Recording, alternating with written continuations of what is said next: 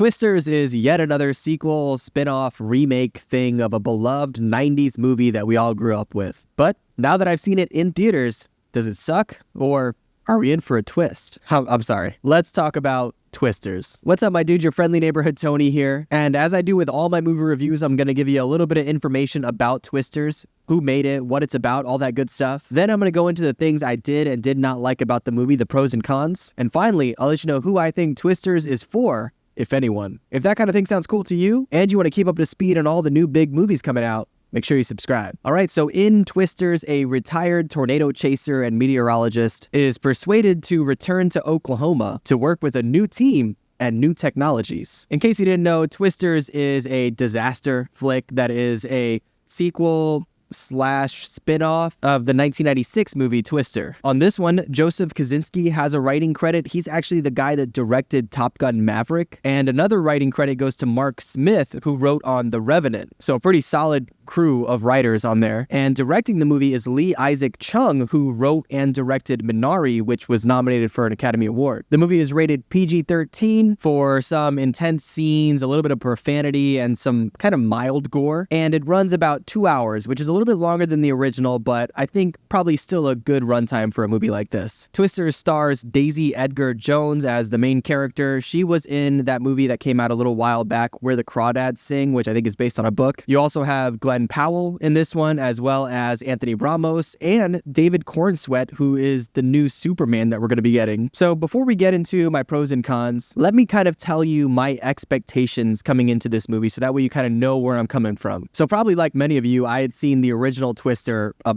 billion times, especially on TV, growing up in the 90s. But I hadn't rewatched it in a very long time. So what I did is I went back and watched the movie again prior to going out to the theaters to watch this one. And I gotta be honest, looking back on this movie almost 30 years later, it doesn't really hold up as well as I thought it would. Don't get me wrong, the nostalgia is all still there, and it definitely has its good parts, but overall, I think the movie is not exceptionally well made, at least not enough to withstand 30 years. If I look back on movies like The Shawshank Redemption or Forrest Gump or other movies that came out around that time, they still totally hold up, but Twister, not so much. And, maybe that's fair. Maybe we didn't expect a big disaster movie to hold up after 30 years. And that being said, I did still enjoy going back and rewatching the original. And if I put myself in the mindset of someone in the mid-90s, I do think that it is a good movie. Now, that said, going into this new movie,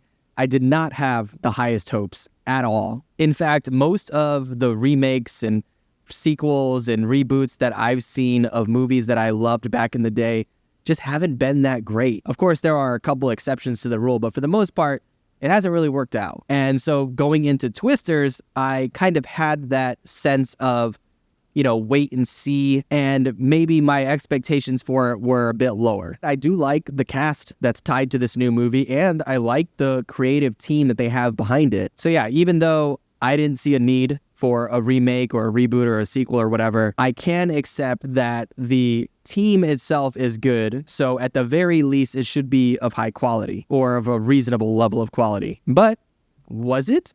Well, let's go ahead and start with the pros. For one, the big thing about this movie that I appreciate, and probably one of the most important things about a movie like this, is that the casting, I think, was really good. I haven't seen Daisy Edgar-Jones in a lot, to be honest, but her in this role, I feel like really worked. She had a seriousness to her character that I don't know if we really got in the original. And then kind of contrasting that is Glen Powell's character, who was this crazy, over-the-top, wild cowboy character when he needed to be. And Glen Powell is an incredibly charming actor, so he totally worked for that type of character. But also in the movie, you get to see a little bit more of a serious side to him as the movie goes on. So I think he was fantastic as well. I think they played off each other really well. Their kind of chemistry, I feel like, really worked. You also have Anthony Ramos in the movie, who I am a big fan of Anthony Ramos. I like him a lot. I don't know if he's made the best choices lately when it comes to some of the movies he's been in. He was in that Transformers movie, Rise of the Beast, which I thought was not good at all. But he's a really good actor.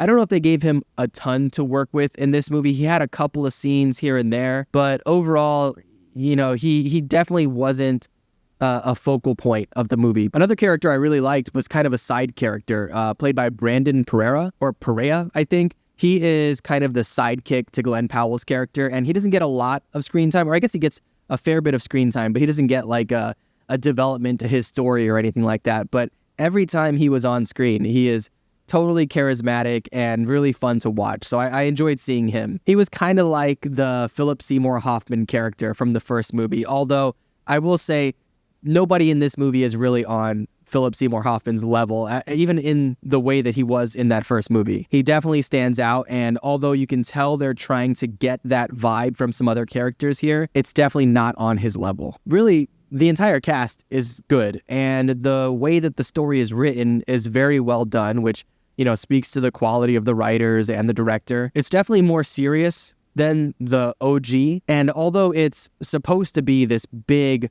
explosive blockbuster summer movie, it has a lot of heart, and it's kind of artsy in some ways. It takes its time building the characters and building the story, and although it is 2 hours long, it doesn't feel particularly long or anything like that. I really enjoy all the time that it takes in building everything. It's also really visually appealing and auditorially appealing. The sound is really good as well. And yes, I know that this movie has 30 years on the original, so CG has gotten a lot better since then, but I can't deny the fact that this movie looks really good and sounds amazing. I got to see it in theaters, in a Dolby theater, so I got to hear all the crazy surround sound and everything of the tornadoes hitting, and I definitely think that's the best way to watch a movie like this, a movie that kind of, a big part of it is the feeling, the energy of being in the middle of a tornado. So if you get the chance, Dolby or whatever the best possible screen available to you with the best surround sound is definitely the way to go. All in all, I had a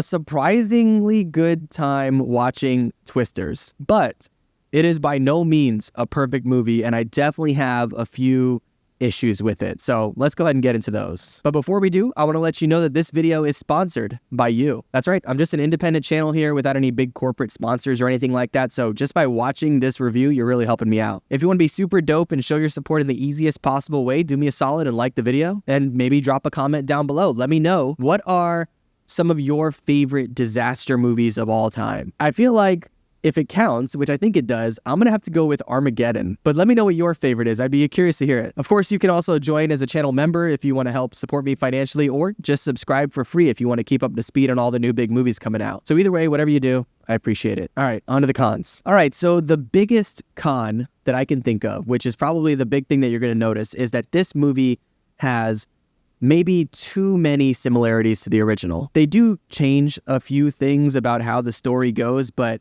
it is very close to the story of the original movie. And, that could be a good or a bad thing depending on your perspective. But that aside, I did have a few issues with the way the story was told, with some of the plot. Throughout the movie, there are a number of scenes where they spout the dreaded exposition for just minutes on end. And a lot of it is kind of explaining the science of what they're trying to do.